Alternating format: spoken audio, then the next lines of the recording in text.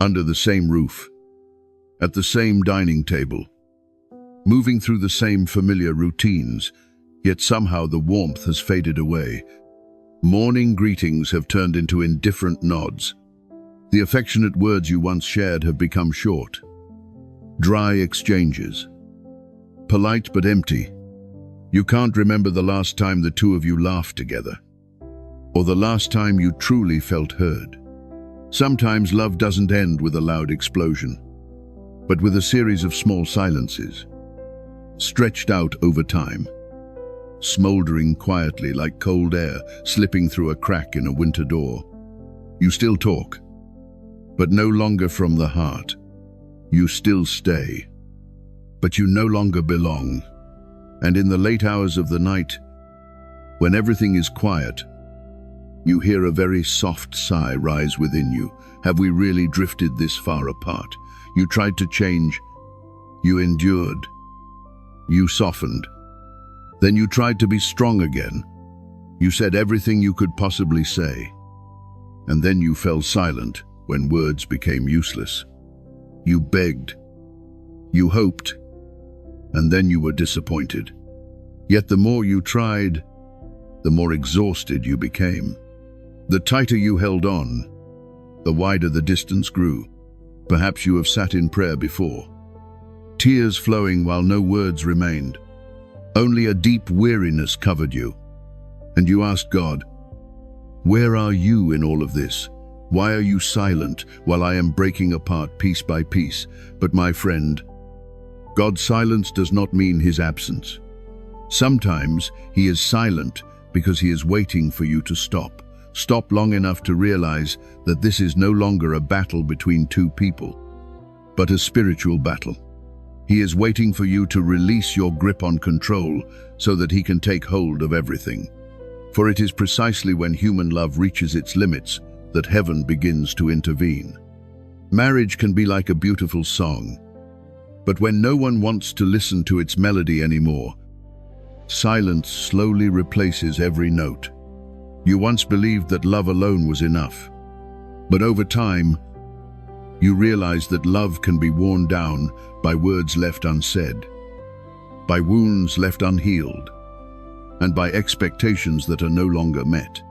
There are evenings when the two of you sit in the same living room, yet your minds are in two completely different worlds. Your eyes meet, but the light is gone. You feel as though you are living beside a stranger, someone who once was your refuge, but has now become the source of your loneliness. Many people think a marriage only breaks when there is betrayal. But in truth, many marriages died long before that, died in silence, in the gradual loss of care, of questions, of the effort to understand. And you begin to blame yourself. Is it my fault? Was I not good enough? Or was I asking for too much? You look at the other person and wonder, do they still love me? The answer is unclear. All that remains is a sense of distance, like an invisible wall standing between two souls. Yet there is something Scripture wants to remind you of, for we do not wrestle against flesh and blood, but against the rulers, against the authorities, against the powers of this dark world, and against the spiritual forces of evil in the heavenly realms. Ephesians 6:1-2. The enemy is not the person sleeping beside you. The enemy is the darkness planting poisonous whispers into both of your minds. They don't love you anymore. You deserve someone else. Just let go, there's nothing left to save. When you understand this, you will see clearly that this is no longer a battle to win, but a journey to be healed. And the first step of healing is not trying to change the other person, but allowing God to change you. The mistake many people make is treating their spouse as the enemy. But God teaches you a different strategy. Contend. Lord, with those who contend with me, fight against those who fight against me. Psalm 3:5-1. If you replace the enemy with division, doubt, and pain, you will see that God is not calling you to fight your spouse, but to transfer the battle into his hands. Instead of using sharp words to defend yourself, Use prayer to invite heaven into the situation. Instead of trying to win an argument, let God win your heart. For when you choose to kneel, you are saying to him, I cannot win by reason, but I trust you can win by grace. And you will begin to notice something miraculous. The atmosphere in your home starts to change. The silence no longer feels as heavy as before. A glance, a small sentence, suddenly carries a spark of hope, not because the other person has changed overnight, but because God is at work in the unseen realm. God is standing between the two of you, touching old wounds, untangling misunderstandings that have piled up over the years. And one day, you will look back and realize that in the season when everything seemed lost, God was teaching you the lesson of unconditional love, a love that does not depend on another person's response, but flows from his own heart. He can turn a broken marriage into a testimony of miracles. When you place your marriage in his hands, he can turn opponents into allies, coldness into warmth, doubt into faith. What you thought was the end becomes the beginning of a new season. Marriage does not only need love, it also needs covering. For in the storms of life, nothing is more fragile than a relationship that is not covered in prayer. Psalm 91 says, He will cover you with his feathers, and under his wings you will find refuge. Verse 4. Imagine your marriage as a small house standing in the middle of a storm. The wind may howl, the rain may pour, but if that house is covered by God's hand, no gust will be strong enough to bring it down. His protection is not only a shield from danger, but the strength that allows two people to stand firm in the storm. The arrows that fly by day, such as work pressure, finances, children, or the plagues that stalk in the darkness, temptation, infidelity. Suspicion cannot reach you when you know how to hide in the secret place of the Most High. And how wonderful it is that when you offer your marriage to God, He does not only protect it, He renews it. Love may have grown cold, but God can breathe into it the warmth of mercy. Trust may be cracked, but He can bind it together with humility. When He touches what humans call hopeless, it begins to live again. Because He loves me, says the Lord, I will rescue him. Psalm 91:14. This is not a vague promise. It is a covenant from the one who created marriage. He rescues not because you are perfect, but because you choose to take refuge in Him. When love is placed under the shadow of His wings, it is no longer a partnership of two fragile people, but a covenant upheld by heavenly strength. Some ask, can my marriage still be saved? And the answer is yes, if you allow God to be Lord. For marriage is not saved by human effort, but by the grace of God. He does not need you to be perfect in order to act. He only needs you to be honest enough to say, I cannot save myself.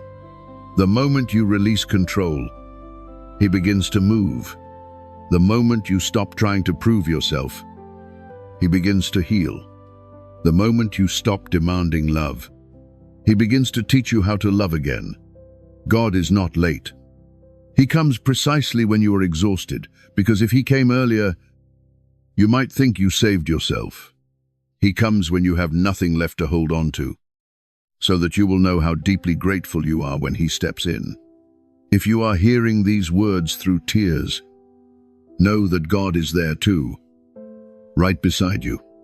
He sees you not only as someone in pain, but as a child waiting to be held. He does not promise that everything will be easy, but He promises that He will not leave you. And if you are asking, why did He allow my marriage to go through this storm? Perhaps the answer is this: God does not only want to save your marriage, He wants to save you within that marriage. Sometimes He allows storms not to destroy, but to purify, not to punish, but to reveal what remains when everything else has fallen away. When two people fall in love, They often see the best in each other. But when they live together, they see the shadows, the wounds, the fears that were never revealed. In that moment, marriage stops being a story about feelings and becomes a journey of forgiveness. Forgiveness not because the other person deserves it, but because you cannot carry that burden forever. Forgiveness not because you forget what happened, but because you choose to let God continue writing the story in His way. You see, Jesus Himself was betrayed by those He loved. He knows what it feels like to be wounded. And even while hanging on the cross, He prayed, "Father, forgive them," Luke 2:3-4. If the innocent one could forgive, then that same grace is sufficient for you, not by your own strength, but by the power of the Holy Spirit.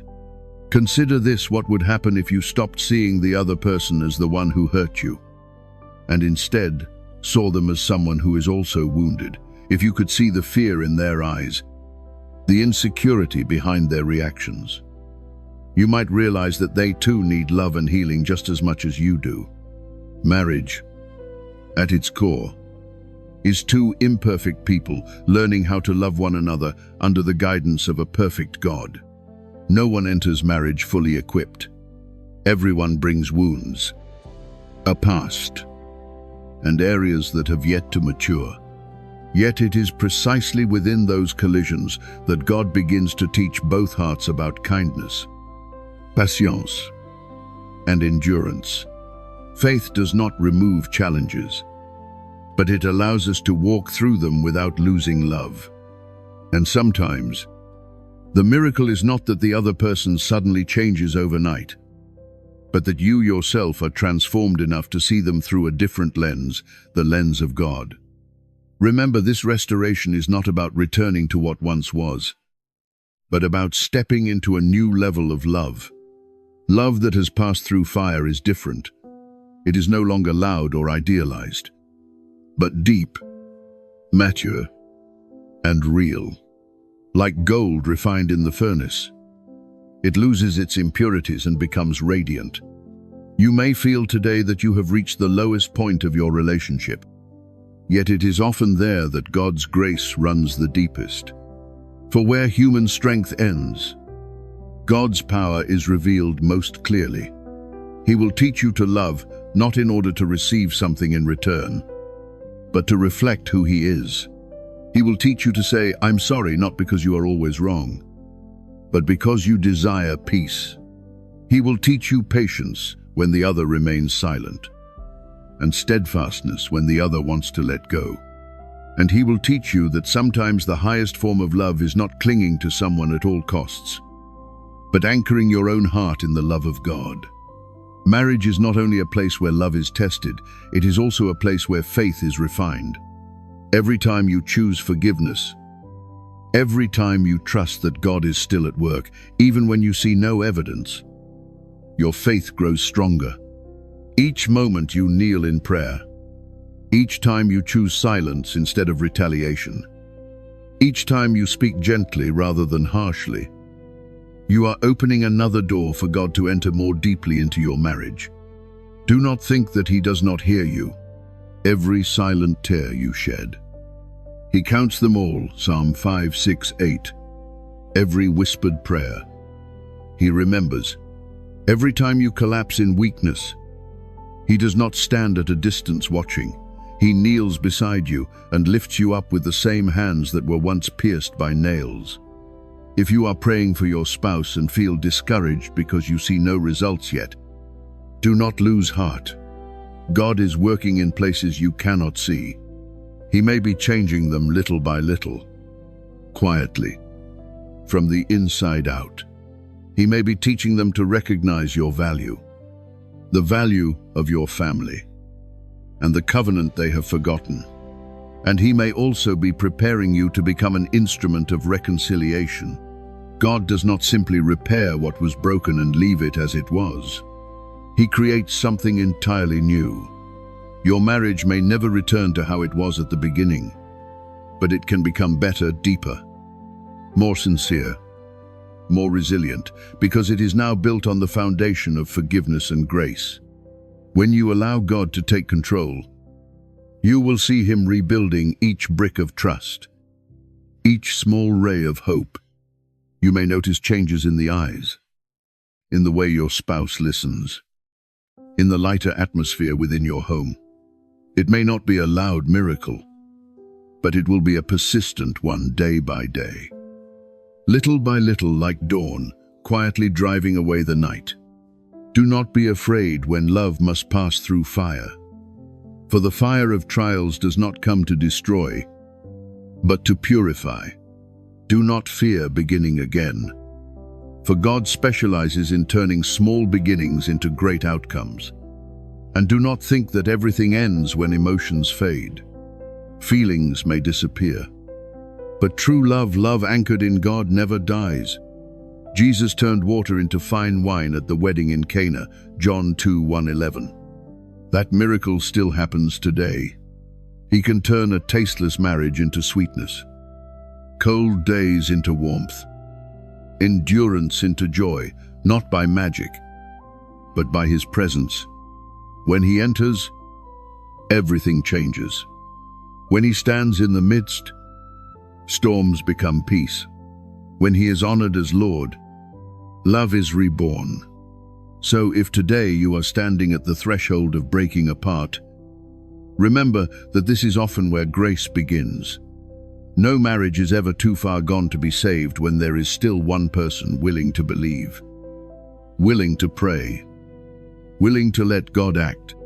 And if that person is you, know this: the miracle has already begun. Beloved Father, today I come before you, not in strength, but in brokenness. I place this marriage, its cracks, its wounds, its unspoken words at the foot of the cross. I believe that even when I cannot, you still can. Let Psalm 91 cover our home, so that no spirit of division may enter. Let Psalm 35 fight for our joy, dismantling every force of jealousy, suspicion, and bitterness. Lay your hand upon both of us, softening hardened hearts and tearing down the walls we have built. Let forgiveness flow like a living stream, washing away every word that has wounded us. Rekindle love not through fleeting emotions, but through your kindness and patience. Renew the vows we once spoke before you, that in every season we would love and protect one another. I declare that what God has joined together, no one has the right to separate. I declare restoration, peace, and love returning. Every scheme of the enemy against this marriage is nullified in the name of Jesus Christ. I thank you for turning pain into a testimony of grace. Lord, rekindle the fire of love that once grew dim. Let laughter return. Let your light fill every room of this home. Stand between us, so that when we look at one another, we see your presence in the middle. Let this marriage become a living proof of the power of reconciliation and the miracle of divine love. I thank you, because I know that you are never late. Amen. Press like if you believe God is at work, and comment Amen to receive this blessing today.